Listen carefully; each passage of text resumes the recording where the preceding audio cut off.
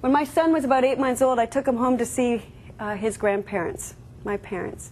And we went home, and this was one of our first long visits that we were having. And my parents were really looking forward to this. So that night, the first night we got there, my dad was helping me put Taylor to bed. He thought it was his job to play the tickle game while I was trying to capture his arms and legs and try to put them in the sleeper. But they were having a grand old time. Taylor was laughing, and my dad was having a lot of fun. And I looked at him at one point, at my dad, and he had tears in his eyes. I'd never seen my dad cry. He was an old farmer, and in his life, men don't cry. And so when he had tears in his eyes, I got really scared. I didn't know what he was going to tell me.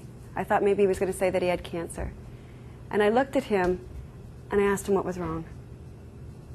And he replied back to me that he didn't remember when me and my brother were that age.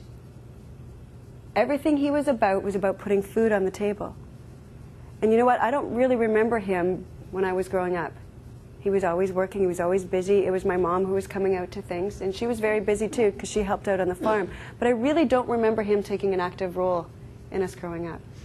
Now, he may not have been a great dad, but he is an amazing grandfather. He absolutely drops everything when my two boys come to visit. He will take them on four-wheeler rides. He plays all kinds of games with them, things that I didn't even know that he knew. What that taught me is I don't want to wait until I get to be a grandparent.